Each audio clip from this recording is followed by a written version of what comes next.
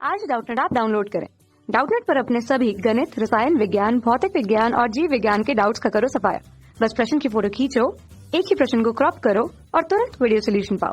अभी डाउनलोड करें। प्रश्न हमें दिया हुआ है कि किसी पेंच को या हम बोलते हैं स्क्रू को 40 सेंटीमीटर लंबाई की रिंच के एक सिरे पर 150 न्यूटन का बल लगाकर उसे खोला जा सकता है।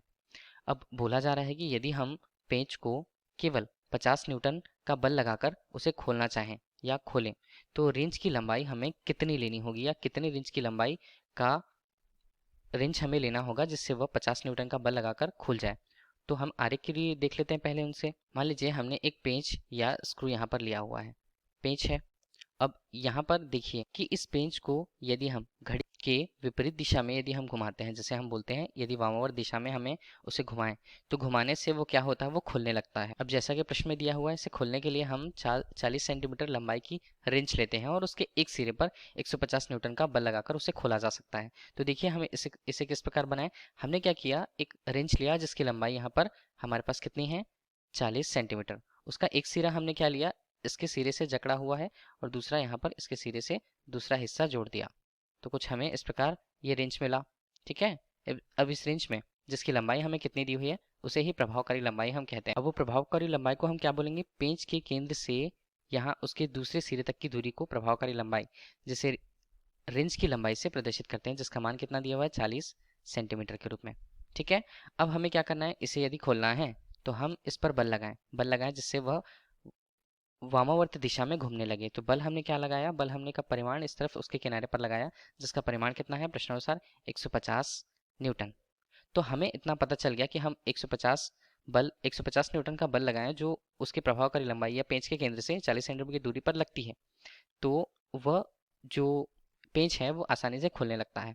तो इस प्रकार लगने वाला बल और जो दूरी है उसके अनुसार यहाँ पर क्या लगा, पेंच पर लगने वाला बल आघूर्ण, इस प्रकार उस पर बल आघूर्ण लगा। तो लगने वाला बल आघूर्ण उसका परिमाण यदि हमें चाहिए तो बल आघूर्ण को हम किससे प्रदर्शित करते हैं, बल आघूर्ण को हम टाउ से प्रदर्शित करते हैं, जिसका मान होता है लगने वाला बल F और उनके प्रभाव उसके पेंच के केंद्र तक की दूरी, जिसे हमने चलिए R से प्रदर्शित कर रखा हुआ है, इसे हमने R दे दिया।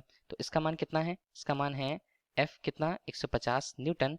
और यदि ये 40 सेंटीमीटर हमें दिया हुआ है तो हम इसकी दूरी को अभी चलिए 40 सेंटीमीटर ही ले लेते हैं, तो न्यूटन सेंटीमीटर पे इसका मान आएगा। तो टाउ का मान हमें कितना मिलता है, इसे हम 6000 चूंकि न्यूटन सेंटीमीटर पर बोल सकते हैं। ये हमें मिला है बल आघूर्ण का मान। तो हमें इतना पता चल गया कि हमें यदि पेंच को खोलना है तो हमें 6000 न्यूटन सेंटीमीटर का बल आघूर्ण लगाना पड़ेगा।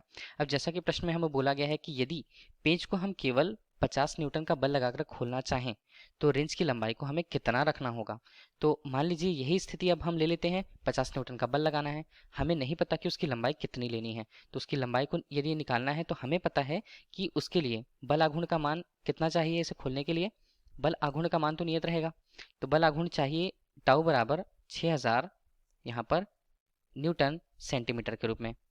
तो ये बल आघूर्ण होता क्या है, बल आघूर्ण होता है लगने वाले बल का परिमाण, जिसे अभी के लिए हमने F डैश से प्रस्तुत करा और वह दूरी हमने R डैश के रूप में प्रस्तुत कर रखी है। तो उसका मान होना चाहिए गुणा करने के पश्चात न्यूटन 6000 न्यूटन सेंटीमीटर के रूप में।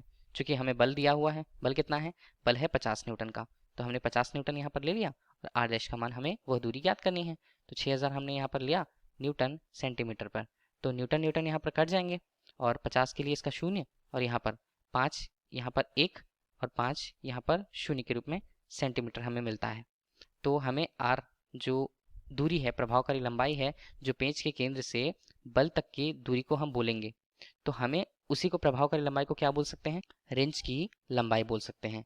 तो इस लंबाई की रेंज यदि हम उपयोग करते हैं तो हम केवल 50 न्यूटन का बल लगाकर इसे खोला जा सकता है। तो हमें देखिए ये समझ में आ रहा है यहाँ पर कि हमें यदि बल का परिमाण अधिक मिलता है तो देखिए इनके मानों को F और गुणा R के रूप में, और हमने इसे F डैश गुणा R के रूप में लिया। तो जैसे जैसे हम देख रहे हैं कि मान को दोनों को बराबर रखना है, बल आघूर्ण का मान तो नियत होगा। तो यदि बल का परिमाण अधिक रहता है के संदर्भ में जो त्रिज्या होती है वो कम होती है। इस प्रकार यदि बल का परिमाण हमें कम करना है तो उसके लिए त्रिज्या को हमें या उस दूरी को हमें बढ़ाना होगा। यही इस प्रश्न में पूछा गया था। धन्यवाद। कक्षा 6 से 12वीं से लेकर नीट, IIT, JEE वो एडवांस के लेवल तक 1 करोड़ से ज्यादा छात्रों का भरोसा। आज ही डाउनलोड करें डाउटनेट ऐप या व्हाट्सएप करें अपने सारे डाउट्स 8400 400 400 पर।